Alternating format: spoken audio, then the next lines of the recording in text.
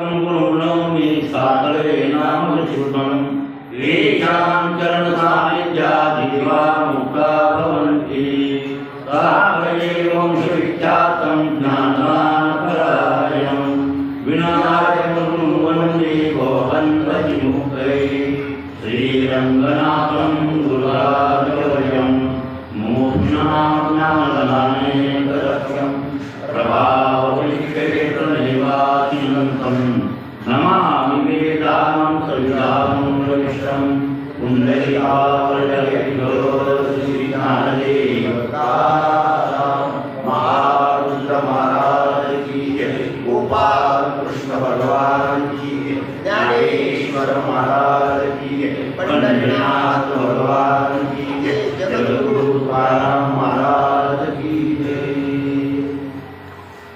अर्जुन उवाच संन्यासस्य महाबाहो तत्त्वमिच्छामि वेदितुं त्यागस्य च ऋषिकेश प्रत्यक्षेषु निषूदन। आदि संन्यास आणि त्यागो या दोन्ही अर्थी एक लागू जैसा संघात आणि संघातेची बोले तैसेची त्यागे तैसा संन्यासी त्यागती बोलले असे आमचे तो माणसे जाणले ही ना काही आरती अर्थ भेटू तो देव करोत विषेणू येत म्हणते सी मुकुंजू भिन्नती पै। प्राप्त भजनी सेवेसाठी निवडलेला श्लोक श्रीमद भगवद्गीतेतील 8व्या अध्यायातील पहिला श्लोक 18व्या अध्यायाचा। अर्जुन उवाच, अर्जुन बोलतोय देवा संन्यासस्य महाबाहो तत्त्वमिच्छामि वेदितुं। संन्यास धर्माचं काय तत्व आहे तू मला सांग। त्यागस्य च ऋषिकेश पृथक्केशी निषूदन। त्या त्यागाला संन्यास म्हणायचं का हे प्रश्न तिसऱ्या अध्यायात आलेला आहे। म्हणजे 18वा अध्याय नाही, एक अध्याय गीताची आहे, एक अध्याय गीताची लक्षात आलं की नाही। 18व्या अध्यायामध्ये सर्व मागच्या अध्यायाचं सार पूर्णपणे आले, पूर्णपणे प्रत्येक या जी ज्ञानेश्वरीची जाणता आहे किंवा ज्ञानेश्वरी ज्यांना कळते दोंडा महाराजचे गुरु करासारख्यांना त्यांना हे सगळं माहीत आहे किंवा ते जाणू शकतात, ओळखीतात की 18व्या अध्यायामध्ये भगवंताने अर्जुनाला सांगत असताना सर्व 17 अध्यायाचं सार सार सार सार सार सार सार सार सांगितलं आणि मग ते अध्याय तयार झाला कोणता 18वा अध्याय कळस अध्याय भगवद्गीतेचा म्हणजे ज्ञानेश्वरीचा। भगवद्गीता ज्ञानेश्वरी एकच, फक्त भाषांतर भाषे भगवद्गीता संस्कृत, ज्ञानेश्वरी मराठी। पण ज्ञानेश्वरी जे भगवद्गीतेत आहे तेच ज्ञानेश्वरीत आहे। भाषा बदलली ज्ञानोबारायांनी आणि भाषा बदलून भगवंताचं ज्ञान तुम्हाला तुमच्या भाषेत सोपं करून सांगितलं इतकंच, बाकी काही नाही। याला भाषांतर भाष्य भाष्य केलं, पण भाषांतर भाष्य केलं। जसं जगद्गुरु शंकराचार्यांनी 86 भाष्य जरी केले असले तर ते निश्चय भाष्य केले, निश्चय भाष्य केले ते भाष्य आहे। शंकराचार्यांनी भगवद्गीते भाष्य केलं, विष्णू सहस्रनामा भाष्य केलं, उपनिषदावर भाष्य, अहो सगळ्या ग्रंथावर भाष्य केले जगद्गुरु शंकराचार्यांनी, मोठी कामगिरी केली त्यांनी अवतार घेऊन, तरी पण ते नुसतं भाष्य आहे। आणि ज्ञानोबारायांनी भगवद्गीतेवर भाष्य केलं, ते भाषांतर भाष्य केलं आणि भाषांतर भाष्य करून लोकांना, मराठी भाषिकांना ते तत्वज्ञान भगवंताची उक्ती लोकांपर्यंत, मराठी लोकांपर्यंत पोहोच केली, हे ज्ञानोबारायांचं काम। मग भगवंतानेच भगवद्गीतेमध्ये सर्व अध्याय सांगितले, सांगत सांगत सांगत सांगत 8व्या अध्यायामध्ये सर्व 17 अध्यायाचा उपसंहार सांगितला। आणि म्हणून ज्ञानोबारायांना असं म्हणावं लागलं की 18वा अध्याय नव्हे, ते एक अध्याय गीताचे आहे। हा 18 अध्याय नाही, 18वा अध्याय नाही म्हणजे मग काय आहे, एक अध्याय गीताचे आहे। म्हणजे एक पूर्णपणे अध्याय नाही तर श्रीमद भगवद्गीता आहे। म्हणजे सर्व अध्यायाचं सार 18व्या अध्यायात आले। म्हणून 3ऱ्या अध्यायाचा विषय पुढे मांडत असताना त्यागाला संन्यास म्हणतात का, त्याग आणि संन्यास हे दोन्ही एकच का, असा अर्जुन पुन्हा प्रश्न करतो 18व्या अध्यायामध्ये। मग त्यावेळेला भगवान कृष्ण परमात्मा म्हणू लागले, अर्जुना त्याग आणि संन्यास हे एकार्थवाची तुला वाटतात, पण तसा त्यातला अर्थ समजायचा नाही. काय त्यागायचं काय नाही त्यागायचं हे कळलं पाहिजे माणसाला. म्हणून भगवान पुढच्या श्लोकात बोलले, श्री भगवान उवाच, भगवान बोलतात, काम्यानाम कर्मणाम न्यासम संन्यासम कवये विदुः सर्व कर्म त्यागम प्राहुस्त्यागम विशेषण. या श्लोकाचं विवेचन ज्ञानेश्वर महाराज सुंदरपणे करतात. कर्माचा त्याग कधी संभवनीय नाही. कर्म सोडणं पाहिजे माणसाला, आणि त्याग करू म्हणलं तरी होणार. कळलं? स्वाभाविक जे काही कर्म आहे वर्णधर्म आश्रमाप्रमाणे स्वभावाप्रमाणे ते कर्म आपोआपच निपजतात होतात. पण त्या कर्माबद्दल आदर अंतकरणात नसावा. मी कर्म हे करीलच आणि हे कर्म स्थितीला नेईल अशा प्रकारचा हट्ट नाही धरायचा. स्वाभाविकपणे जे कर्म होतात ते होऊ दे, आणि होतच असतात. का? भगवान तिसऱ्या अध्यायातच म्हणून गेले, जोवरी समूह प्रकृतीचा तोवरी त्यागून घडे करला आयुष्याही करू म्हणते तयांचा आग्रह शिवरे. जोपर्यंत या शरीराचा संघ आहे प्रत्येक माणसाला, कशाचा संघ आहे? या शरीराचा. जोपर्यंत शरीराचा संघ तुम्हाला आहे तोपर्यंत तुम्हाला कर्माचा त्याग होणे संभवनीय नाही.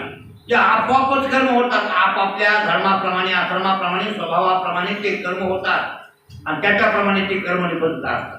कर्म करावून पण हो, प्रकृती गुणे हे घरी मोकळे अंतकरणे वाईट आहे. हा, हे महत्वाचे. का? स्वभावाप्रमाणे प्रकृती करणे करते प्रत्येक माणसाची, पण त्या कर्माचा अभिमान हे वाया धरतो जीव, आणि वाया अभिमान घडल्यामुळं जीव त्या कर्माच्या बंधनात पडतो. स्वाभाविक कर्म होत असतील ते. म्हणून याच्यासाठी पुष्कळ ठिकाणी यत करोसी यत स्नासी यत जुहोसी ददासी यत पश्चिती कौंतेय तत्पुरुषो मदत. हे सर्व मला अर्पण कर असं म्हणावं लागलं देवाला, की आपण जे जे काही कर्म होते ते भगवंताला अर्पण कर किंवा करा, आणि केले तर त्या कर्माचं बंधन तुम्हाला प्राप्त होत नाही, आणि जर नाही केले तर त्या कर्माचं बंधन प्राप्त झाल्याशिवाय राहत नाही. म्हणून पुढच्या ओळ्यामध्ये ज्ञानेश्वर महाराज सांगतात, सर्व कर्म फल त्याग, म्हणजे सर्व कर्मफलाचा त्याग करणं त्या त्यागाला त्याग म्हणतात. म्हणजे कर्मफलाच्या त्यागाला त्याग असे म्हणतात. कर्माचा त्याग करण्याला संन्यास म्हणत नाही. मग कशाला संन्यास म्हणतात? कर्मफल त्यागाला संन्यास हे सिद्ध करून द्यायचे अठरा अध्यायामध्ये. म्हणून देव पुढच्या ओव्यात बोलू लागले, एरवी तरी अर्जुना, एरवी अर्जुना तुझ्या मनी त्याग संन्यास दोन्ही एकार्थ गमले हे मानी मी सांग. त्याग आणि संन्यास एकार्थच आहे, म्हणजे एकार्थवाची शब्द आहे. त्याग म्हणजे संन्यास. असं तुझ्या चित्तात गमलं म्हणजे तुला तसं वाटलं, आणि मी हे मला एक कळलं, मी माने म्हणजे मी माने म्हणजे तुझ्या चित्तात तसं वाटलं हे मला कळलं. पण ही तोही केली शक्ती त्यागूची बोली दे तू शुद्धी, पण एक कारण इथे भेटी की तुझी. त्यागाला संन्यास म्हणतात हे खरं आहे अर्जुना, पण कारण येतं भेटी की तुझी एवढंच कारण आहे मिळते. हे जे निपटोनी कर्म सांगले, जे निपटोनी कर्म मी करील कर्म असा अंतकरणाचा अभिमान त्यागला पाहिजे. कळलं का? मी हे कर्म करीलच त्या अशा प्रकारचा अभिमान अंतकरणातून त्यागला पाहिजे. कर्माचा त्याग नाही करायचा, कर्माच्या संकल्पाचा त्याग केला पाहिजे. कळलं का? अंतकरणाची कर्माबद्दलची उर्मी नाही उठली पाहिजे. निपटोनी कर्म सांगितले ते सांगणे संन्यास म्हणजे निपटून म्हणजे जे काही कर्म मी करीन अशा प्रकारचा आग्रह, हे आग्रहाचा त्याग केला पाहिजे. आणि असा आग्रहाचा त्याग करणे म्हणजे संन्यास. आणि फल मात्र का त्यागी तो त्याग बघा, आणि त्याच्या फलाचा त्याग करणं हे खरा त्याग आहे अर्जुना. तरी कोणा कर्माचे फळ सांगितले कोण कर्म केवळ हेही सांगू विवळ चित्त दे. कोणते कर्म कोण्या कर्माचं काय फल आहे बरं काय हे विश्लेषण करून मी तुला सांगतो. तू अर्जुना काय दे? चित्त दे, माझ्याकडे चित्त दे पा. तरी आपैसी दांगी डोंगर झाडाळी किती अपार तैसे लांबे राजा गण किती. कळलं? ही दृष्टांत दिला त्यांनी. तरी अपयशी दांगी डोंगर अचानकच अपयशे सहजच अरण्यामध्ये दांगनाम अरण्य आणि त्याच्यामध्ये डोंगर असतात की नाही जंगलामध्ये ते काही कोणी निर्माण केले काय पहिलेच ते डोंगर जंगलामध्ये अपयशी दांगी डोंगर झाडाळी भीती अपार त्या डोंगरावर कितीतरी झाडं उगवतात की नाही म्हणा त्या कोणी लावलंय का त्या डोंगरावरल्या झाडाला कवा हे सागवण हे ते आपण बघतो त्या डोंगरानं त्या हिमालय पर्वतावर तिथे एखादं तरी रोपटं लावलं कोणी ते मननच निर्माण होतात बरं काय तैसे लांब्या राजागर लांबे राजागर नृत्य कळलं का लांबे म्हणजे लक्षात आलं की नाही तुम्हाला तुमचे साळीचे शेताला म्हणतात लांबे साळीचं शेत येतात ते काय मना निर्माण होईल का मग त्याला लावावं लागलं कळलं झाडं त्या डोंगरावर डोंगर बी अपयशीच आहे पण लांबे राजागर बरं काय नृटती ते साळीचे लांबे काय तिथे निर्माण होतात का म्हणा नाही परी न पेरिता सैंद तृणे न पेरिता सैंद तृणे या गवतायला तुम्ही या जंगलातल्या गवतायला किंवा शेतातल्या गवतायला कोणी पेरले कालच विषय प्रसन्न झाला की गांधर मोंड्याला कोणी लावलं कधी नाही न पेरिता सैंद तृणे उठती तैसे साळीचे होणे नाही का राबावणे ज्याप्रमाणे गवत मनानं निघते तशी साल मनानं निघते का साळीचे लांब होते किंवा साळीचे धुमडे गळे नाही आमच्या शेतात काढवा इतकी साळ मनानं उगवली आणि मग आम्हाला 25 पोते साळ झाली असं कोणी म्हणलंय गाजरवाड्या कोणते गवत मनानच निघतात पण साल मनानं निघते का नाही निघत का अंग झाले सहजे बरं काय परी लेणे उद्यमे हे शरीर सहज झाले हो शरीर सहज झाले पण बरं काय त्याच्यावरले दागिने कपडे हे मात्र सायाखानं करावे लागतात की नाही लेकरू जन्माला आलं शरीर त्याला मनानच मिळाले आपल्याला आपण माईच्या पोटातून जन्मलो हे शरीर आपल्याला अचानक मिळालं बरं काय आता हे मिळालं पण त्याला आंगडं टोपडं दागिने त्या शरीराला नटवायचे असतील तर मुद्दाम करावे लागतात की नाही ते मुद्दामच करावे लागतात त्या आंगडे टोपडे मधातून येत नाही कळलं लक्षात आलं की नाही नदी अपयशी आपा गेले पण विहिरी काय नदी अपयशीच आहे ही नदी यावं कोणी निर्माण केली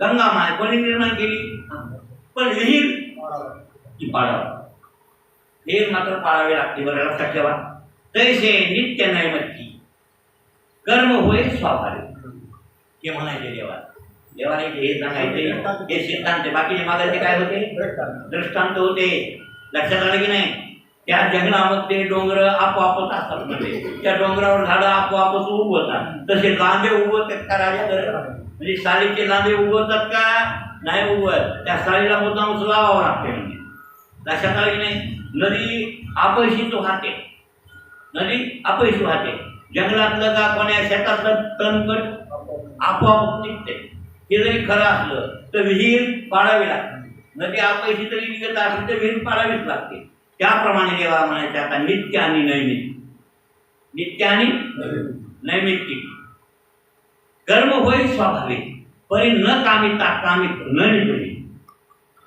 नित्य नैमित्तिक कर्म स्वाभाविक लक्षात आलं नित्य कर्म उद्या संडासला जाणं जांभळी येणं नित्याचे कर्म येतं हे नित्य सहज तुमच्या शरीरातून होतातच ना हे स्वाभाविक निर्माण होतात नैमित्तिक श्राद्ध आहे तुमच्या वर्णाश्रमाप्रमाणे हे श्राद्ध आपल्याला करावं लागतं की नाही आपल्या स्वभाव म्हणजे नैमित्तिक कर्म आहे ते आणि हे करावं लागतं परी कामिता कामिक न निपजे कामिता कामिक म्हणजे तिथं जर कामना राहिली त्या कर्माची किंवा एखादं काम्य कर्म करायचं असलं ते मात्र मुद्दाम करावं लागतं काम्य कर्म तर करावं लागते मुद्दाम करावं लागते ते काम्य कर्म केल्याशिवाय होतात आणि ते मुद्दामच करावं लागतं पण ते काम्य कर्म चांगलं नाही बरं काय का कामनेची निदळ वाढे उभा राहावया घडे आश्वमेधानिक पुढे त्याग मग काही सकाम भावना असते अंतकरणामध्ये. मग आशोवेद असा किंवा शोक गवामयन शत्रुसोमया गंगा केले असे काही यज्ञ मुद्दाम करावे ते नित्य नैमित्तिकात मोडत नाही. ते सकाम कामे करणं या आणि ते मुद्दामच करावं लागते बरं काय. हो वापी खूप आराम अग्रहारे हन महाग्राम आणि तरी नाना संभ्रम व्रतांचे जे नाण्या म्हणले नद्या काय वापी जमिनी खूप नाम आड पाळायचा. कशासाठी पाळायचा? लोकांना पाणी प्यायला मिळावं, पानपोया घालायच्या, त्याच्या पाठीमागं आपल्याला पुण्य लाभावं. या अशा प्रकारचे सकाम कर्म म्हणजे करावे लागतात, करतात लोक, बरोबर आहे. हो आग्रहारे हा महाग्रह वर्तनाचे ऐसे इष्टापूर्त सगळं जया कामना एक मुळं जे केले भोगवी फळ बांधवण्या. अशी इष्टापूर्त म्हणजे तुमच्या काही इच्छेसाठी इथं पंगत करायची, इथं असं करायचंय, अश्वमेध यज्ञ करायचं आहे, आपल्याला विहीर पाडून द्यायची कोणला, लोकांना पाणी प्यायला, आपल्याला आड पाडून द्यायचं आहे, हातचा पाडून द्यायचा आहे कोणला, लोकांना जनतेनं पाणी प्या म्हणून. त्याच्या पाठीमागं मला सुख लाभावं. लक्षात आलं? मला काय मिळावं? सुख लाभावं अशा प्रकारचे आणि बुद्धी असते. आणि ती बुद्धी ती फळाची आशा मग बांधवी नाही, जे केले भोगवी फळ बांधव अशी जी बुद्धी आहे ती तुम्हाला ती फळ बांधून भोगायला. पुण्याचं फळ असू द्या ते हे बांधूनच भोगायला होते, आणि पापाचं फळ असू द्या ते बांधून तुम्हाला हातपाय भोगावं. लक्षात आलं? हो. देवाला म्हणा आता देहाच्या गावा आलिया जन्म मृत्यूच्या सोहळीया ना म्हणू नये धनंजय. सांगा, जन्म मृत्यूच्या सोहळ्याला देहाच्या गावात तुम्ही आले राजा, मी जन्मणार नाही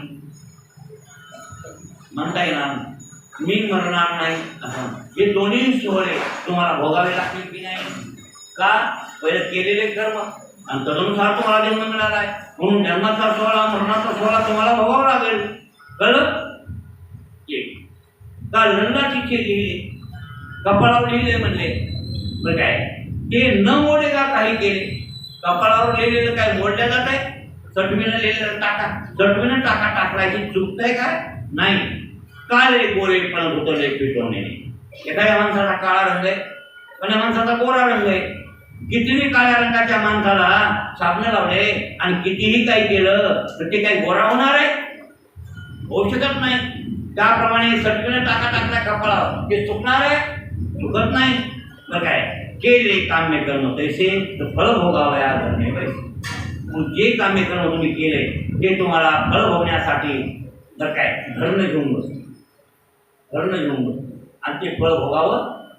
पापात्मक कर्म असलं तरी भोगावं लागते, पुण्यात्मक कर्म असलं तरी त्याचं फळ भोगावं लागते. आणि फळ भोगण्यासाठी जन्माला यावं. जन्म मरण तुमचं चुकणार नाही, म्हणून सकाम कर्म तुम्ही करू नका. सकाम कर्माचा त्याग करा, कर्माचा त्याग करू नका. कर्माचा त्याग करताल तर ते त्याग काय तामस त्याग होईल. पुढे पुढे सांगितले. आता इतकं एका श्लोकात सगळं सांग आणि सगळी ज्ञान थोडी लिंक. आता उदाहरणार्थ आज ऐकलं, उद्या आणखी परवा असं सारखं ऐकलं, मग ते लावून मिळते ज्ञानेश्वरी, लावून लावून कळत एकमेकाला लावून मिळते. तुम्हाला इथंच काय करेल पुढच्या श्लोकात ते म्हणले मग ते बरं काय तामस त्याग, सात्विक त्याग आणि राजेश त्या त्यागाचं वर्णन केलं. मग तामस त्याग मी करणारच नाही, धर्म करणार नाही. हे कोणता त्याग आहे? तामस त्याग. या त्यागाला तामस त्याग म्हणते. पण त्या कर्म त्याग मी त्यागीन असं म्हणायचं नाही, कळलं का? पण मी हे कर्म करीन आणि हे मला त्याचं फळ प्राप्त करून घेईन अशी कामना ठेवायची नाही. आणि या कामना न ठेवण्याच्या कर्माला म्हणतात संन्यास. काय म्हणतात? आपल्याला इतकंच करायला त्या लोकांना भगवान झाला की संन्यासी झाला. कसा भगवे कपडे नेसले त्यानं मग लोक काय म्हणाले? अरे संन्यासी. मी म्हणतोय ना, आमच्या आश्रमात आलते आता मागं आमचे युवाई बोलले त्याला 500 रुपये दिले. युवा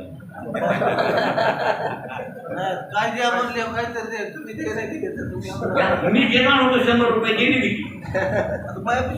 इतके रुपये काम द्यायला देत असते भामटे होते. आता आपल्या आश्रमात आल्यावर अतिथी आलाय, अतिथी देव भोगावं हे समजून त्याला पाणी देणं. महाराज जेवा थोडं, त्याला जेवणा कुठं गोळी होती द्यायची, त्याला बळायची. त्याला म्हणलं मी जेव्हा म्हणलं चहा करायचा का तुम्हाला चहा करायला होतो बोलायला बोलून मला वाटतं या दुधाचा फायदा असेल तर गावातून दूध आणायला होतो माझ्या मनात होतं का त्याला चहा पाजावा जेव घाला शंभरपणा देऊन जावं म्हणावं हिवायला वाटलं खरेच चालू केले ते भामटे होते ना हे नागवेच होते एकदम फक्त लंगोटी होती भावडी 4 बोटाची लंगोटी दोघा जण होती बघा 4 बोटा एवढी लंगोटी विकून खवलं होतं चिकून खवलं होतं बाकी चिरमुट अंगावर होतं ते 2 जण तसे होते आणि 4 जण जरा हुडके भगवे नेसून मुंडाळून होते ते 6 जण होते जीपमध्ये बसून आले हां जीपमध्ये फिरू लागले ते जीपमध्ये बसून आले दारा जीप उभी केली कावळाच्या तिथं आणि भम भोलेनाथ तिथून घरला घरी आले मला आले वा महाराज आले ते आल्या पुढच्या टाकल्या गोष्टी हिंदी भाषा बोलते ते बसले मराठी बोलू लागली की बा मराठी पुढे ते बसले हा सर तसं बात आणणार लागले हे जीवा इकडे फुले काही बघा म्हणा मी काय काय म्हणता थोडंसं त्यांना त्याच्या अंगावर उडे पट्टी हे लावलेले फक्त विभूती आणि हे जटा आणि हे नाते अरे दानगे ते होते असे ते काही ट्रेनिंग झालं मी या नीटवर तर 500 रुपये काढले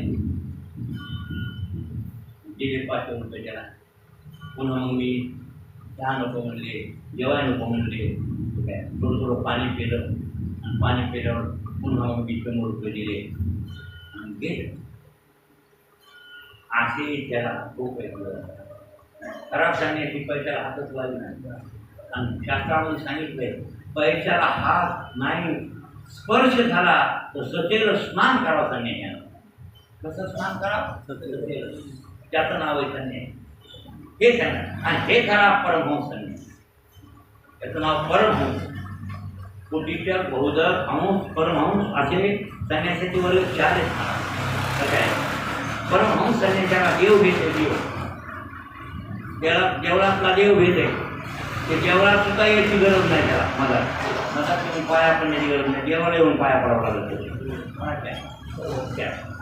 इतका संन्यास आता जे देव बोलायचे का संन्यासाचं वर्णन ते संन्यासी कृष्ण परमात्म्याच्या मुखातला संन्यासी जर इथं आता मंदिरात आला बरं काय ते येणार मंदिरात तुम्ही म्हणतात तिथे येणार ते किंवा इथं येऊन जाणार इथं मला जाणार इथं येणार किंवा तिथे येणार आणि आल्यावर फक्त आपला दंडा टाकणार आता दंडे असते त्याच्या आता दंड आणि ते दंड देवाला दाखविणार आता ओळख आता दाखविणार निघाल पाया पडणं नाही काय नाही मुलको वाजणं नाही काय नाही आता दंडा दाखवून निघाला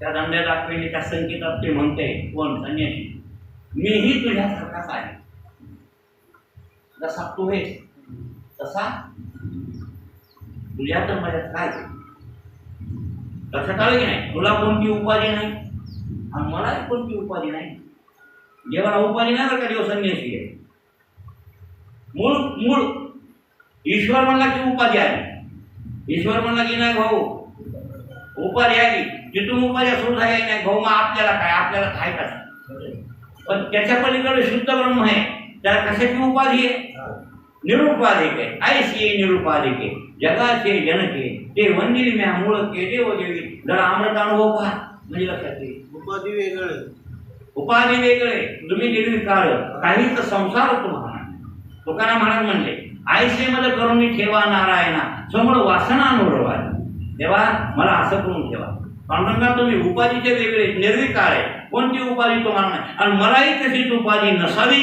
असं मला वाटायले कोणाला वाटायले तुकोबारायणला आणि तुकोबारायणला वाटलं म्हणून देवाला मागणी मागितली आणि तुकाराम महाराज तरी संन्यासी होते कपडे भगवे असताना होते जशी उपाधी वेगळा ते होता आणि त्याच्याकडून त्यांनी मागून घेतलं की मला तुमच्यासारखं करा मग तुकाराम महाराज देवासारखे झाले आता त्यांनी भक्ती का केली म्हणाल किंवा त्याला देव केलं ना आपण भक्त बनले त्याच्यासारखे असताना सुद्धा खाली आले मी भक्त तू देव ऐसे करी का लोकांना शिकविण्यात इतकंच नाही तर वास्तविक पांडुरंगाच्या पाया पडण्यापेक्षा कोणाच्या पाया पडावं तुकोबारायांच्या पाया पडले की पांडुरंगाच्या पाया पडल्यात गणती झालं एकच एक ते दोन्ही मग असा खरा परमहंस येतो दंडा दाखवितो की मी तुमच्यासारखाच आहे उपाधीचे वेगळे तुम्ही बी आहे उपाधीचे वेगळा मी आहे चालते निघाले ते कोण संन्यासी हे. आता लोकांना हे तरी भगवे कपडे नेसून आला आपल्या घरला की कोण झाला तो संन्यासी. ते बहुरूपी धरी हे बहुरूपी येते हे बहुरूपी धरी संन्यासाचा वेतन पाहुणी तयार धन देते. संन्यासी बहुरूपी रूपात येतो म्हणजे बहुरूपी संन्यासाच्या वेशात येतो आणि आपण त्याला काय देतो पैसे. हा प्रकार जेव्हा चालू झाला वास्तविक नाही. खरा संन्यासी कोणता बरं काय तर तो त्याग म्हणजे कर्माचा त्याग करीत नाही. कर्माचा त्याग काम्य कर्माचा त्याग करतो. कोण्या कर्माचा त्याग करतो हा उदाहरणार्थ अधिक मास. अधिक मासात गंगेची आंघोळ करावी शास्त्रात सांगितलं की नाही. दररोज स्नान करावं गंगेत दररोज गंगा स्नान करावे. एकला गाईला धोंडे करावे. 33 अनरसे आपूप म्हणतात त्याला शुद्ध ब्राह्मणाला द्यावे. आपण तो फसायलो कोणला देतो. ब्राह्मण असेल त्याला कोणाला द्यावे. ब्राह्मण असेल त्याला बरं लक्षात ठेवा. मग तो कोण्या जातीतला आहे जन्माला. मी तर म्हणून तुम्हाला हरिजन मोर्चा जरी जन्माला असला चोखा मेळ्यासारखा तर तो सुद्धा कोण झाला ब्राह्मण. चोखा मेळा हरिजन नव्हते. कोण होते या उपाधीनं शरीरानं जरी चोखा मेळा हरिजन मोर्चा जन्माला आले असले ते उपाधीनं हरिजन आहे पण स्वरूपानं कोण आहे ब्राह्मण. आणि अशा ब्राह्मणाला आपण प्रदान करावं. म्हणजे सगळ्या गोष्टी कराव्या पण सकाम करू नये. या सगळ्या गोष्टी आपल्या जन्माला आल्याच्यानंतर मनुष्य जन्माला आल्याच्यानंतर आणि नित्यनैमित्ती कर्म स्वभावानं आणि आचरण करून दाखवावं लोकांना किंवा करावे. सहज प्रकृती गुणानं निपुण जे कर्म निर्माण होईल ते होऊ द्यावं पण त्याच्या पाठीमागं कामना आणि कामना म्हणलं रे बाबा की फळ भोगावया धरणे गैसे. काय केले काम्य कर्म दैसे तर फळ भोगावया धरणे गैसे. मग तुम्ही जर कामना करून केलं त्याचं फळ भोगण्यासाठी धरणं धरून असतंय. ते धरणं धरून धरणं धरून सोडितच नाही. पुण्य केलं असलं तरी भोगायला होते आणि पाप केलं असलं तरी भोगायला होते. ते चुकूच देत नाही महाराज. तर कसं दृष्टांत दिला न फिरिता ऋण जनिसे कोस. हे दृष्टांत कोणाचं कर्ज तुम्ही घेतलं आणि ते जर नाही दिलं तर ते तुम्हाला बापाला चुकत. आज वाटते त्या बुडव्याला बुडवी आणि बुडव्याला त्याच्यात आनंद बी आहे. पैसे घेणारे लोक आहेत आणि लोकांचे पैसे बुडविणारे त्या बुडविण्यात त्यांना खूप आनंद वाटतो. आज वाटते तुम्हाला आनंद राहावा पण ते नाही चुकत नाही. 3 गोष्टी चुकत नाहीत म्हणून तुकाराम महाराजांनी सांगितलं ऋण वैराग्य हे नसतं. ऋण वैर दुसऱ्याचं कर्ज घेतलं ते आज जरी तुम्ही बुडविलं किंवा त्याचं काही चाललं नाही मनगटशाही तुमची होती ती गप्ती बसलं जाऊया कुठं कुठान करावं जाऊया गेले बुडाले तर बुडाले पण तळमळ करून त्यांना सोडून दिले आणि तुम्हाला वाटलं मैं आता कर्ज चुकलं. बरोबर आहे ना. पण ते नाही. पुढच्या जन्मात पुत्र होऊन तरी त्याच्या घरी चुकतच नाही महाराज. अनेक जन्मात तुम्ही किती बाकीचे पुण्य जरी केले असले तर ते पुण्य पुण्यात जमा होईल पण पाप शिल्लक राहते. लोकांना वाटतंय पहिलं केलं असं मी आता पोटी वाचलं अमुक राहिलो मग भजन करायलो पंढरीची वारी करायलो आता मग हे सगळं नाही. ते पुण्यात जमा झालं पंढरीची वारी केली इमानदारीनं जर तर ते बी हौशा गवच्या प्रमाणे केली तर काय उपयोगाच्या वारी झाली. पण त्याला लेकरं रस्त्याला खेळण्यापेक्षा शाळेत चालले इतकं बरे. लक्षात आलं नाही बोललेलं संतोषराव हे करू येत नर्मदा नर्मदा परिक्रमा करून आलं तेवढं आहे बघा हे करू. मग इकडं दुसऱ्या चक्रा करीत बसल्यापेक्षा नर्मदेला तरी गेलं आणि वाकडे तिकडे पाय टाकून जरा देहाला आपटून पहिलं पाप छाडण्यासाठी पहिलं पाप फेडलं ना आणि ते चालण्यानं ह्यानं कष्ट केल्यावर ते शरीराचे पाप जाते हो. पहिले काही केलेले असते शरीराचे पाप तर ते निघून जाते का म्हणून त्याचं तप त्याला म्हणते तर शारीरिक तप त्यानंतर तप उच्चते हो शरीर तप केलं का पहिले पापा फेडण्यासाठी तप केले पाहिजे. मानसिक तप, शारीरिक तप आणि वाचिक तप. तपाचे 3 प्रकार आहेत भगवद्गीतेचे.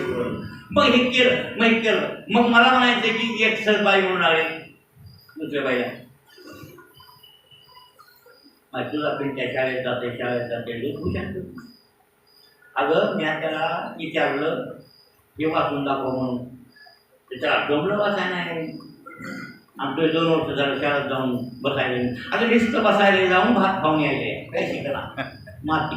कोण म्हणली एक आई बाई दुसरी आई बाईला म्हणली. ती दुसरी आई बाईला ठसका आला तिला रागा. ती म्हणली मैं 2 वर्ष झालं शाळेत चाललंय त्याला काही वाचाय ना म्हणाली तू नका वाचा एवढी. पण तुझ्या गावड्यामध्ये मोकार तर हिंडत नाही ना. तू येतं ना तू मोकार हिंडत या गेला त्या गेला कुत्रे मारी. मग कुत्रे मारी हिंडणार बरं का शाळेत भात खायला जाणार तरी होय आणणार राव कोणतं बरं हा भात खाऊन तरी यायला गैरवार राहिले शिकून न शिकू. तसं कुठे इकडं तिकडं बघलं हिंडल्यापेक्षा कुठं चालले बिचारे पंढरपुरात चालले. आता कशा पद्धतीने चालले कोण कोण्या प्रकाराने चालले त्याची आणि त्याच्या भावनेवर खरं अवलंबून. जर भावनायुक्त अंतकरणानं पंढरीची वारी केली निश्चित पुण्य लागते. आणि मग निश्चित पुण्य लागते म्हणजे केलेलं पाप चुकतंय नाही ते पुण्या जमा होईल आणि हे पापात नावे पडत. हे लक्षात ठेवा. जसं आपण एखाद्याचं दुकानदाराचं खातं पाळलं आणि खात्याहून काही सामान आणून लावलं मग सामान आणलेले नावे पडायचे बरोबर आहे ना. आणि आपण परत फेड केलेले 200 500 परत फेड केलेले हे जमा करायचे. जमा नावे खातं आणि जमा नावेचं खातं राहत असतं. तसं ईश्वरापाशी सुद्धा पाप पुण्याचं खाते. पापात्मक जे कर्म केले का तुम्ही कितीही पुण्य केलं असलं तरी ते चुकणार नाही. मग दुसऱ्याचं ऋण महाराजांनाही घेतलं असलं त्याकडे महाराजांनी असलं आणि किती महाराज मोठा आता सिद्ध पुरुष झाला. कोण झाला तो सिद्ध पुरुष झाला महाराज. आता महाराजाला पाप राहिलेलं नाही तरी पण पहिलं केलेलं जर कोणाचं कर्ज शिल्लक त्याच्याकडे असेल तर पुन्हा महाराजाला एक जन्म तरी पुत्र्याचा घ्यावं लागल, बैल व्हावं लागल, घोडं व्हावं लागल आणि त्याच्या मांडीखाली बसून त्याला कुठतरी न्यावं लागल. महाराज बघा ना तुम्ही लांब कशाला जाता. मुकुंदराव स्वामीच्या मांडीखाली आलेला घोडा आपलं हे त्या जयपाल राजाच्या मांडीखाली घोडा आलेला मुकुंदराव स्वामीने मुक्त केला म्हणजे तर ते घोडा योग भ्रष्टच होता. सांगा महाराजच होता ते खरा महाराज होता पण महाराजाला घोड्याचा जन्म चुकला का. त्या राजाचं केव्हा खाल्ला असेल ना त्या जयपाल राजाचं केव्हा तरी कर्ज खाल्लं असेल. खाल्ल्यानं फेडण्यासाठी घोडं होऊन तरी त्याच्या दारात राहावं लागलं आणि जयपाल राजाच्या घोड्यावर बसत होता. आणि मुकुंदराव स्वामीचा हात लागल्यावर तिथून ते म्हणले आणखी एक जन्मांतर राहिले हे हलगट होणार आहे आणि ज्ञानेश्वराच्या हातानं मुक्त होणार आहे. म्हणजे माऊलीच्या हातानं मुक्त झालं ते हलगट त्यांना हलगट होऊन तरी कोळ्याच्या घरी. आता त्या कोळ्यानं त्याच घोड्यानं पुन्हा त्या कोळ्याच्या घरी काळोबा कोळ्याच्या घरी पाणी पाकालीनं भरलं का नाही गावात त्याला जगविलं का नाही का त्या कोळ्याचंही काही खाल्लं असेल ना त्या महाराजांना. तुम्हाला दिसायला ते हलगट खरं महाराज आहे हलगट महाराज आहे आणि घोडं सुद्धा मुकुंदराजाचं महाराज आहे. पण महाराज बी जरी झाला असला तरी त्याला काही कर्ज चुकलं का पहिलं कर्म केलंय ना म्हणून म्हणले न फेडीता ऋण जैसे ओसंडेना. सोडीतच नाही ते कधी माणसाला चुकत नाही. धर्म धरून बसते आणि ते फेडावंच लागते हे निश्चित सत्य.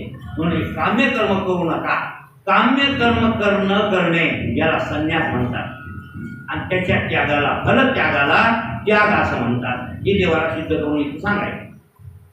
एक ब्राह्मण पुरुष आहे पुराणातली कथा बरं पुराणातली हे काही माथ्यातली नाही आहे गाठ्यातली आहे म्हणजे ग्रंथातली कथा आहे. एक ब्राह्मण पैशाच्या लोभानं देशावर करायला गेला पैसे कमवायला. घर सोडलं लेकरं वाळं सोडले बायका पोराचा त्याग केला आणि काही दिवस मी पैसे कमवीत म्हणून एका राजाकडे आश्रयाला गेला. काही राजाकडे कामगिरी करायला लेखापड्या करायला. त्या काळात पहिले ब्राह्मण लेखणी होते. लेखणी काही लिखापडीचं काम मला लावा. राजाकडे गेला आणि राजानंतर लिखापडी करायला आणि लिखापडीच्या कामात पगार ते राजा आता पगार घेत होता त्याच्याकडून काम करून घेत होता. 12 वर्ष काम केलं राजा. किती वर्ष? 12 वर्ष. पण नांगूर हाणणाऱ्यापेक्षा लेखनिकाला पगार जास्त असते नाही का नाही? कोणला चपराशाला जास्त पगार आहे का कॅशियरला जास्त? मग काम कोणाला जास्त आहे? बँकेतल्या चपराशाला काम जास्त आहे का कॅशियरला काम जास्त? चपराशाला जास्त आहे तो. पाणी भरण्यात सुद्धा दप्तर ठेवणं, दप्तर आणून देणं, अमुक करणं टमुक करणं, उठाणी बक्कळ असते त्या चपराशाला. त्याला सेवक मानायचा. आता चपराशी कोणी म्हणणार बरं काय? नोकरीवाल्यानं ती पदवी कोण तुम्ही? बँकेत सेवक आहे. याला काही खाल्ल्या म्हणता कळत नाही सेवक म्हणजे काय. सेवक म्हणजे चपराशी. जसं जरा शिंपी आता टेलर म्हणून घ्यायचे. आम्ही कोण आहे? टेलर आहे. टेलर म्हणजे शिंपी. जरा नाव बदलल्यावर थोडं हलकटपणा वाटत नाही काही वाटते मला. शिंपी म्हणजे जरा हलकट झालं ना, मग टेलर म्हणजे जरा उच्च वाटते. असे लोक भाषा बोलायला लागले. महाराज लोकांना बुवा म्हणायला पाहिजे तर महाराज म्हणून घ्यायचे. नाही, आम्हाला बुवाच म्हणायला पाहिजे आणि बुवाच आहेत खरे आम्ही. पण महाराज म्हणजे आम्हाला बरं वाटतंय ना. पदवी दिली तुम्ही. महाराज ज्ञानोबा आहे, महाराज तुकाराम महाराज आहे, पण ती पदवी म्हणजे आम्ही ती बुवा म्हणण्याची झाकण्यामुळे महाराज म्हणून घ्यायलो. कळलं? असं झालंय. मग आता बिचारा लेखनिक असल्यामुळं त्याला पगार चांगली होती. इमानदारीने ते लेखन केली, लिखाण आणि लिखाण केलं. आणि जवळजवळ त्या काळात 700 रुपयाच्या मोहरा. किती? सोन्याच्या मोहरा होत्या पैशाला त्या काळात. आणि त्या सोन्याचे पैसे 700 कमी होते त्या काळात. ते 700 बरं काय 12 वर्ष राहिला राजापाशी 700 रुपये मिळविले. आता म्हणाले खूप श्रीमंत झालो, गावाकडे जाऊन 2 नंबर जमीन घेतो. त्याला येत होती 700 2 नंबर त्या काळात. आमस्त कुटुंबाची भेटगाठ घेतो. चला गावाकडे निघाला. घोड्या बसून निघाला. घोड्या बसून गावाकडे निघाला. गावाकडे चालला चालला चालला. वाटेनं शिदोरी घेतली होती संघ जेवणे पाहुणे. पुन्हा आंघोळ राहिली होती वाटेनं. लांबचा प्रवास, लांब चालला होता ना. त्या 200 किलोमीटर गाव देतो. घोड्यावर जायचं. मग वाटेमध्ये आंघोळ करावं म्हणून एक झरणा दिसला. झरणामध्ये पाण्याचा नळा. आणि ते काय काय वाटेवर झरे प्रसिद्ध. तिथं मोठं आंघोळ येतातच. आणि ते चिरदारी येणार म्हणजे पाणी पिणं वगैरे आंघोळ करणं असतंच ना. आता आपण त्याच्या वाटेवर गोटून थांबतोच ना. कसं ते झऱ्याला थांबला. पैशाचं गोटून तुलं कपडे कपडे काढले, आंघोळ केली आणि दूर आपल्या शिदोरी संघ आणल्या भाकरीच्या खाल्ल्या. पण चित्तात ओढ होती बायकोची लेकरायची. गावाकडे येताना काय होते की नाही भाऊ, यात्रेला गेलेल्या माणसाला घरच दिसते. बघा ना तुम्ही. जाताना लोक काय नाही गडबड करीत, येताना मात्र म्हणते तर आता चला रावल्या दर्शन राहिलं तर म्हणतात की नाही. आता तुम्ही गडबड करीत होते की नाही? काय आम्हाला ना तुम्ही कोण म्हणलं रावल्या जेवण त्या बंद नाही जेवण चला असं म्हणता की नाही तुम्ही? असं म्हणता की नाही का? त्याच्या डोळ्यासमोर काय दिसतंय? घर दिसते. लेकरं बाळ घर आता कवा मी भेटेल की कवा मी भेटेल की ते वियोग झालेला असते तर आता संयोग व्हावा वाटते ना असं. आणि त्याला म्हणतात ते काय अतिपरिचयाचा बसण्या संत गमनानावर होती मला भिडलं करून रे चंदनंतर काष्ट इंधन करून. जास्त परिचय असतो आपल्या लेकराला तर तेव्हा काय वाटत नाही. पण खरी तात्पूर झाल्यावर मात्र कवा भेटेल की त्यांना असं वाटायला लागतं. त्याला असं वाटायला लागलं. त्या गडबडीत जेवण खाऊन केलं, कपडे घातले, पैशाचं गुटूनच दिसत कोणाचं बरं काही नाही मोठ्या ब्राह्मणाचं. पैशाचं गुटून विसरून गेलं बोंबलत घोड्यावरून. आता ते गेलं 10-5 किलोमीटर 20 किलोमीटर गेलं तर ते गेलं की दुसरे तिथं आलं शूद्र. हे ब्राह्मण होता आणि ते आलेला 18 वगैरे जातीचा कोणीतरी माणूस असं सगळे. त्यानं पाणी पेलं सर आणि तिथं बघितलं त्या गुटुडं दिसलं की घेतलं. बघितलं तर मला किती पैसे? सोन्याचे पैसे लाख आहे चिकाट करून ते करून गेलं. म्हणजे पैसे घेऊन गेलं दादा त्याला मिळाले. आणि त्याला पुन्हा 25 किलोमीटर गेल्यावर ध्यान आलं म्हणजे पैसे 12 वर्ष केलेली कमाई तिथंच राहिली. पुन्हा लाख वापस करू त्या धरण्यावर येण्यावर गोड काम तिथं आणायला. आता जे पैसे घेऊन जाणारा गेला त्याच्यात ते गेल्यावर दुसरा एक माणूस तिथं आला. त्या झाड्यावर कोणी बी येणं जाणं रहदारी होती आलं ते त्याने पाणी पिलं आंघोळ केली बसलं आपलं हे करत त्याच्या काय मनीनं ध्यानी त्याला पैसे सापडले येणारा दुसऱ्यानं केले. हे तिसरंच आलंय बसलंय तेवढ्या ते घोड्यावर आले उतरलं ते पाणी पिणं त्याच्यात आलंय त्याला कामा घेऊन झालं. त्याला हे माणूस राम राम राम राम तुम्ही केव्हा बघून आले? ते म्हणला 10 मिनिटं राहिले 8 घंटा झालं बघून. म्हणला इथं पैसे होते म्या काही नाही बाबा आणि फायदेच नव्हते जास्त नाही मला वापस काय नाही नाही म्हणला दुखत होते म्हणला दबा घेऊन म्हणला तुम्ही पुढे म्हणला 700 रुपये म्हणला 12 वर्ष जाऊन कमाई केली आणि 12 वर्षाच्या कमाई तिथं नाही सर्व नाही ना म्हणला बाबा मी फायदच नाही आणि त्याला फायदे बी नव्हते. ते सापडलं तिथे याला ह्याच्या बाबाला आली नाही नाही म्हणला मग आत्ताच म्हणला मी गेलो आत्ताच तुम्हीच आलीत म्हणा दुसरं कोणी इथे येणार आहे. मग आधी कोणी आला असेल म्हणा बाबा मी नाही आत्ताच आलो मी माझ्या आधी कोणी येऊन गेला असेल. अहो नाही नाही अरे बाबा तसं करू नको अर्धे पैसे तुला ह्यात नाही देतो. त्याला वाटलं लालचीत लागलं तरी सांगत माणसं हुशार असते बरं काय अर्धे पैसे यातले तू घे बाबा अर्धे मला दे. अरे 12 वर्षाची कमाई 700 रुपये म्हणजे सोन्याचे पैसे नाही हो म्हणला 700 काय 500 काय 2 रुपये नाहीत म्हणला आम्हाला नाही सापडले. बघा झाडा घ्या म्हणला माझा कुठे बघा ना म्हणलं मी नाहीच म्हणा येत नाहीच का म्हणलं लगेच तलवार काढली. हे राजसेवक होते वड्यावर बसणारा वीर होता नाही की तलवार तलवार काढणं ते बोंबलाले नायोमे घेतले आता वरचा हान लावून मुंडकन त्याला कसा देत नाही पैसे म्हणून म्हणतो मिळत ते मिळलं पैसे तर मिळाले नाही हात्याचं घडली ज्ञानाला तिसऱ्यानं नेले आज बोरून नारळ मुली जावं लागले. पुराणातली कथा आहे बरं काय नारळ श्रीमन नारायण श्रीमन नारायण अरे अरे अरे अरे अरे काय कर्म केले एकानं आणि फळ दिलं तिसऱ्याला मृत्यूदंडाची शिक्षा तिसऱ्याला देवाच्या घरी न्यायच नाही म्हणलं कोण नारळा वाईट वाटतं काय म्हणते पैसे एकानं नेले आणि एक निराकरण मिळाला काय असं देवाला कसं घडू द्यावं बरोबर नाही देवाचं द्यायचं असं कोणाला नारळा वाटलं की त्याला काय ते येऊ या वाऱ्यासारखा इथं गडीवर तर तिथं गडीवर गेला वैकुंठाला कोण नारळ गेल्यावर नारळ वैकुंठाला गेले आणि विष्णू परमात्म्याला ते श्रीमन विष्णू परमात्मा म्हणले या नारदा या आलो तेव्हा धुंद झाला तुझा चांगला भांडल्या का नाही काय बच्चे व्रताचे व्रतातून तर गेली पेशा गणिताची सुटके लोकांनी तरी सोपळाला गेली यादवंदाची गोष्ट बरी नाही. संत भांडू शकते देवाला आणि देवाला भांडणाऱ्या जगात फक्त संतच आहे. इतर कोणी देवाला भांडू शकत नाही आणि भांडून तरी योग्य त्यांचं भांडण मानितही नाही ना.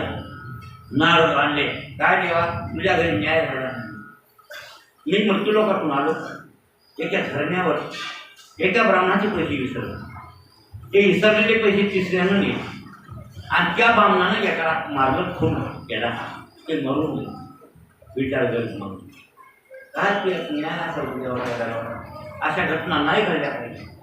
आता वाईट घटना घडणं एकाला पाप करणं एकाला शिक्षा देणं हे तुझ्या दरबारातलाच न्याय ना तू बुद्धीदाता तूच आहेस असं नाही करायला पाहिजे. विष्णू परमात्मा हसून नारदा त्याच्यात मला काय गुन्हा आहे तुम्हाला सांगतो ऐक जन पैसे नेले का म्हणजे ते पहिल्या जन्मातला सावकार पहिल्या जन्मात कोण होता ते मोठा श्रीमंत सावकार देणं घेणं करीत जे मेलय का म्हणले त्यानं त्याचे पैसे उचलले होते कोणाचे सावकाराचे पैसे उचलले आणि त्यानं घोड्यावर तलवारीनं मारले ते साक्षीदार होता जमानतदार म्हणा सावकार त्या सूत्राला पैसे देत नव्हता कोणामुळे दिले या माणसामुळं आणि बरोबर आहे ना. तुम्ही कधी बघा तुम्ही आणखी काय काय लोकांना काय काय ठिकाणी काम होत नाही त्यावेळेला कोणतरी लगा लावून न्यावं लागतं आणि त्या लगावेळेला म्हणतो मग ते सावकार म्हणून तुमच्याकडे आले का मग ते पुढचं काय म्हणते ते नाही दिले तर मग मी देतो म्हणजे द्यावं लागलं का नाही अमृत ना? हा, द्यावं लागेल. आणि मग आता मी काय करू म्हणल्या आणि म्हणते की नाही आता ते. मग ते लागेल, लावायला लागेल. आता ते लबाडच आहे ते. मधल्या खरी पैसे भरावे लागतात बरं काही नवणार तिथूनच आलाय. तू जमान घेत असेल ना कोणाचं फुकट देतच नाही मला माहिती आहे. जमान शिवाय करत देत नाही मग कोणाच तरी जमा मग येणं या फड्यावर येणं जमानं घेतली होती म्हणून त्या सुगराची ते गेलेला पैसे घेऊन गेला कोण होता सावकार आणि पहिल्या जन्मात त्यानं जमानं घेतली होती. येणं नाही दिले तर मग सावकाराचे पैसे ते सुधरून जाईना मेल्याला देना मग सावकार म्हणायला मधल्याला तू साधलं माझे पैसे त्याला दिलेत ना तू आलतास माझ्या घरला मी त्याला दिले नव्हते तुला दिले होते तू माझे पैसे दे तगादा कोणाचा हे त्याच्या घराला जायचा आता पाया पडतो बाबा ते सावकार माझ्या घरला रोज यायले ते म्हणाले की तू दे आता मी तरी कुठून देऊ माझ्यासाठी नाही बाबा तू काही कर त्याचे पैसे दे पण ते पुढचं भडवे होतं उद्या देतो परवा देतो आणि त्या सावकाराचा तगादा याला गेलं कदरून आणि कदरून गेल्यावर त्याच्या घरी येणं फाशी गेली मरतो म्हणला उपयोग नाही जगण्यात म्हणला ते तिकडे मला सोडित नाही माहिती नाही पैसे आणि तुला माझ्या भरोशावर दिले तर तू असा बोलूया काय शेती पण देते त्याला पण नाही म्हणला तर मग येणं फाशी गेली.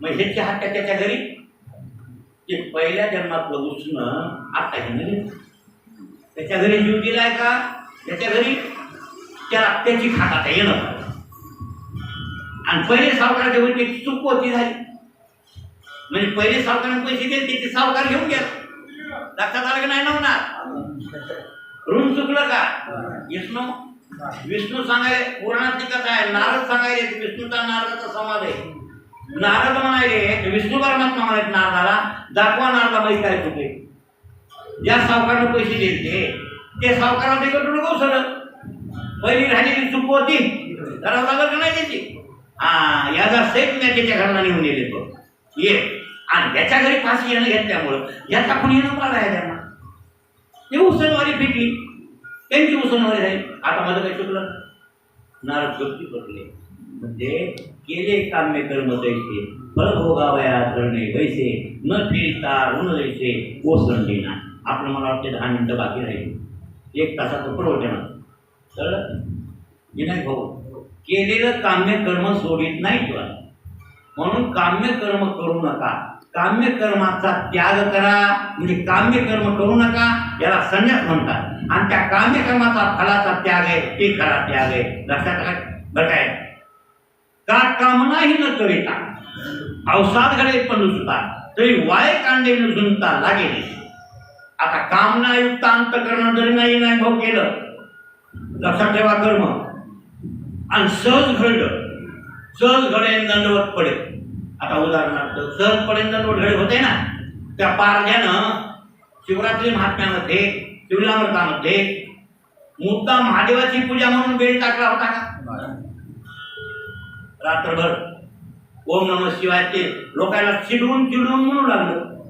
आणि बेलाचे पानं का तोडू लागलं हरण मारण्यामुळे तोडू लागलं ती बेलाची जाळी होती आणि त्याला ते तळ्यावर हाडून चांगले स्वच्छ दिसावे म्हणून झाडावर बसल्या बसल्या पाळा तोडायचा खाली ते खाली लिंग होतं बरोबर आहे आणि ते लिंगावर पडू लागले मग देवानं पूजा मानली की नाही महादेवानं पूजा मानली की नाही पारदेची हो ते सत्कर्म घड मानलं त्याचं पारद्याचं त्यांना हरण मारण्यासाठी पानं तोडले खाली पडले दिवसभर उपवास खळला मुदाम केला का त्यानं मग खळला शिवरात्रीचा उपवास आणि ओम नमः शिवाय जप टिंगल म्हणून झाला लोकांची टिंगल म्हणून पण तिन्ही गोष्टी झाल्या तर पुण्य निपजलं की नाही इथं तेच म्हणायचे देवाला मी बरं काय कामनाही न करिता अवसाद घडे पण सुद्धा सहज घडलं म्हणजे अर्जुना कोणतंही कर्म वाईट असो का चांगलं तरी वाय कांडे न झुंजता लागे जायचे मुद्दाम गाय मारली नाही हो सहज मेली तरी गोहत्या झाली की नाही काय म्हणायचंय कर्णानं गाय अवजाला दुसरं महाभारतातला कर्ण आहे कर्णानं विद्या शिकताना परशुरामाकडला आणि गाय त्याच्या हाताने मेली गाय मेली का मारली त्याच्याकडे शिकाय घेतली परशुराम तिकडं महेंद्र पर्वतावर. कोण हे हो कर्ण परशुराम नाही, कर्ण गेला होता. हां की मला ब्रह्मास्त्र आणि ब्रह्मास्त्र शिकवण्याबद्दल आमच्या द्रोणाचार्यांनी टाळलं होतं त्याला. ते म्हणजे मी तुला शिकू शकत नाही. त्याला माहीत होतं अर्जुनाला ब्रह्मास्त्र शिकविले आणि त्याचा प्रतिस्पर्धी हे आणि याला जर ब्रह्मास्त्र शिकविलं तर अर्जुनाला कदाच यायचं म्हणून नाकारलं. बरं तिकडं जावा का दुसरा कोण आहे शिकविणारा परशुराम आहे. त्या द्रोणाचार्याला शिकविले तर परशुराम म्हणा, भीष्माचार्याला शिकविले परशुराम म्हणा आणि विद्येचं माहेर घर आहे ते तर ट्रेन आहे. पण त्याचं तत्व आहे मी ब्राह्मणाच्या पोराला शिकवी, इतर वर्णीयांना शिकविणार नाही. आता मग म्हणून कर्ण गेला लबाडवर. आपलं घोड्या काय शेतकऱ्याचा कळ्यावर बांधलं आकड्यावर आणि त्या सांगितलं शेतकऱ्याला आमचं घोडं 6 महिने सांभाळ. किती महिने? 6. हे कर्ण आहे आणि याची फक्त वैरण गाडी करा आणि बसू वाटलं तर बसू घोड्यावर आम्हाला. पण आम्हाला परशुराम इकडे विद्या शिकायला आहे ते म्हणजे बरं. आणि मग महेंद्र पर्वतावर गेले, खाली घोडं शेतकऱ्याच्या स्वाधीन केले का आकाळ्यावर गेले, पाया पडले. त्यांनी विचारलं तू कोण? भार्गव म्हणजे भृगुवंशात त्याला ना भार्गव येतो. भृगुवंशी ब्राह्मण तर त्या भृगुवंशात जन्मलेल्या ब्राह्मणाचं नाव होतं भार्गव. मी भार्गव आहे म्हणजे ब्राह्मण वंशातला आहे, तुमच्याच वंशातला आहे. पण परशुराम म्हणजे काय इच्छा धरून आलात माझ्याकडं? म्हणजे ब्रह्मास्त्र शिकावं म्हणून. बाकीचे अस्त्र येते मी शिकलोय पण ब्रह्मास्त्र आणखी मी शिकलो नाही आणि तुमच्याकडून शिकावं अशा शिकवितो तुला. राय माझ्या आश्रमात. आता मग आश्रमात जरी राहिले तरी सद्गुरू काय करतात शिष्याची चाचणी पाहतात की कोण्या स्वभावाचे डोक्यात कसं आहे आणि पुन्हा याची श्रद्धा आपल्यावर काय, सेवा कशी करते कळत ते सगळं चाललं. मग ती चाचणी तू उतरलं कोण? परशुरामाची सेवा. परशुरामाला खुशच करून टाकलं त्यानं 2 महिने. परशुराम खुश झाले. आतापर्यंत म्हणजे आक्रतवर्ण शिष्य हेन तेन हजारो शिष्य माझ्याकडे आले पण असा शिष्य नाही मला. खुश झाले महाराज आणि त्यांनी मोकळ्या मनानं ब्रह्मास्त्र शिकले. माझं ब्रह्मास्त्र आता तुला मी एकाही गेल्या शिकवीत नसते तर काहीतरी घासा लागते नवनाथ तिथं जाऊन. बरेच दिवस घातल्यावर मग आपलं सगळं देते तर मग देतो हे ब्रह्मास्त्र तुला शिकवेल.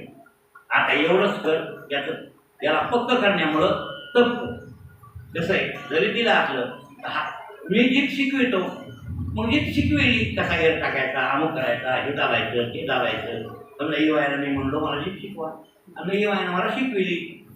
मग काय की एवढी शिकली मी आता 1 चक्कर नरवडी आवडो मारली म्हणजे शिकलं झालं. त्याच्यासाठी जरा थोडी ट्रेनिंग करावं लागतं. महिना 2 महिने हात साफ होण्यासाठी.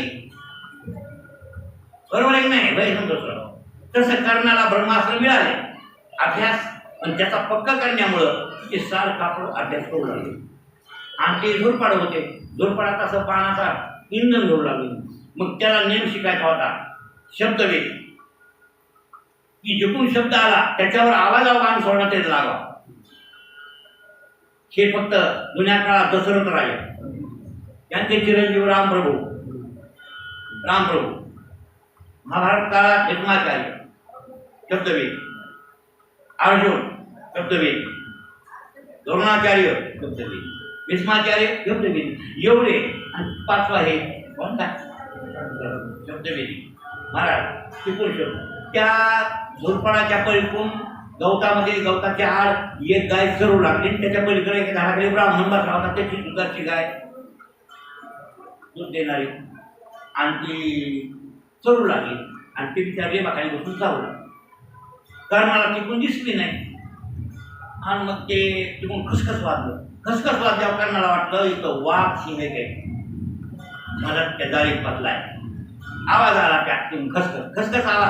त्या आवाजावर त्याला दिसलंच नाही काय. आवाजावर मान मारला. ह्या मान मारला की गाय झाला 2 पडली गाय. तोंडात जीभ काढली बाहेर ठेक्यात गाय गेली. लगेच करणं मला कोणती तरी शिकार साधली म्हणा जनावर बघाय तिकून चाललाय करणं तिकून बामण यायला वेगळा चोरी मारतो काही थोडी म्हणतो कसं काय झालं बाबा आला जवळ तो बाण लागला बामण रडू लागला अरे अरे नाही लेकरा बाळा तो दूध गेलं की कोण्या कोरूला बाण आणला तितक्यात करणार ब्राह्मण बुवा चुकून झालं ही बुवा त्या घरी मला मी गाय मारायला पाहिजे मारणारा माणूस बी नाही गाय आता सांभाळली मला वाघ सिंह वाटला काही कसकस वाजलं म्हणून त्या मारणार काय आणि बुवा करणार ब्राह्मण मला करू माझ्या लेकरावाचं दूध गेलं तुझं हिंडण झालं पण माझ्या लेकरावाचं दूध गेलं ब्राह्मण बुवा तुम्हाला दुसरी गाय देऊ शकतो मी देईल मी करू नये पण तुम्ही मला शाप देऊ नका नाही मला दुसरी तिसरी काय नाही लेकरावाला दूध मी करू ज्यावेळेला अर्जुनाबरोबर अंतिम युद्ध करतील त्यावेळेला अंतिम युद्धात पृथ्वी गायीचं रूप आहे ती तुझ्या रथ गिळून टाकेल सांगा सहज घडलं पाप तरी फळ भोगावं लागलं का नाही सहज घडलं पाप तरी फळ भोगावं लागते चुकत नाही तर का संतोषराव सहज एखाद्या ठाकाला बऱ्याच लोकांच्या हातात गायी नेले गाय वळवायचा आणि नाही का गुराकी सहज हांतीत खडा सहज खडा हाणला की टणलं तिचं आणि तिचं टणलं मोडलं की पाप लागल्याशिवाय सहज घडलं तरी पाप लागतं इथं तेच मांडीतून देव काय म्हणते तर काम नाही न करिता अवसाकडे पण सुद्धा तरी वाय कांडे न झुंजता लागत देश न झुंजता मी बाण सोडला सहज बाण सोडला तरी समोरच्या लागते की नाही म्हणजे आमचं त्यांचं भांडण नव्हतं उग बाण हाणा म्हणून हाणला तरी बाण समोरच्याला लागणार पुढचा माणूस मरणार म्हणजे मरणार त्याप्रमाणे सहज तुमच्याकडून पातक झालं तरी पातक होणारच आणि सहज पुण्य झालं तरी पुण्य होणार लक्षात ठेवा बरं काय गुळ नाही ना तोंडी हाताला द्यायची गोळी काय गुळ माहित नाही आणि सहज तोंडात घातला काय करायचं नाही आणि सहज घातला तर त्याचा स्वभाव काय गोड लागण्याचा तुम्हाला गोड लागेल हा बरं आगी मागून लाकोंडी चेपीला पोळी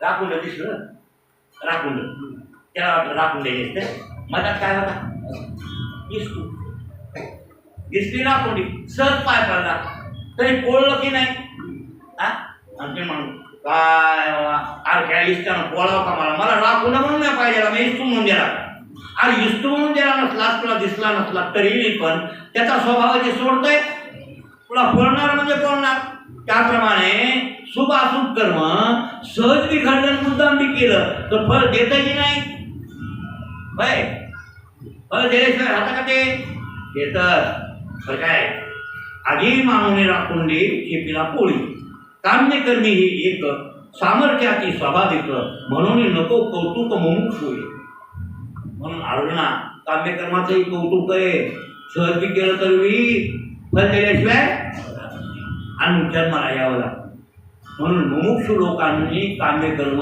करू नये काम्यकर्माचा त्याग करावा त्याच्या फळाचा त्याग करावा अशा प्रकारचा संन्यास घ्यावा कपडे पांढरे असो भगवे कपडे नुसते भगवे कपडे झाले म्हणजे संन्यासी होत नाही भगवे कपडे गेले मठ बांधले हे केले मोठमोठ्या बिल्डिंग बांधायले कुठं काय पैसे कमवायले कशात संन्यास आला हे फक्त संन्यासाचं ढोंग हे जटा बढाई कबीर महाराज म्हणले जटा बढाई बहुत चढाई कहता मैं सन्यासी सन्यासी की गत है न्यारी देखत है पर की नारी जटा बढाई बहुत चढाई काय कहता मैं सिद्धा म्हणजे मी सिद्ध आहे पण सिद्ध कोण का बात है न्यारी ये तो बालपणों का करता सिद्धपणाची बात वेगळी आहे म्हणजे कबीर महाराज हे तर बालपणाचा कचरा आहे म्हणजे कशात असेल नुसत्या जटा वाळविल्या भगवे कपडे लिहिले विभूती लावली आणि मोठे द्वादशकडे लावले म्हणजे महाराज झाले नाही आपण कळलं अरे महाराज होण्याबद्दल संन्यासी होण्याबद्दल काहीतरी वेगळीच स्थिती आहे म्हणून कामनेचा त्याग करावा लागतो आणि कामनेचा त्याग केला तर संन्यास घडतो नाही तर संन्यास घडत नाही अर्जुना देव हे देवाला हे सांगायचं बरं काय महाराज जे जे काही कमी मागायला अध्याय ते 18व्या अध्याय संकेत अर्थानं आहेच बरोबर प्रत्येक अध्यायाचा याच्या ह्या 11व्या अध्यायात जर नाही निघाला तुम्ही उठ शकले. प्रत्येक अध्यायाचा विषय त्या अध्यायात आहे. देव सांगू लागले संन्यास खरा कोणता?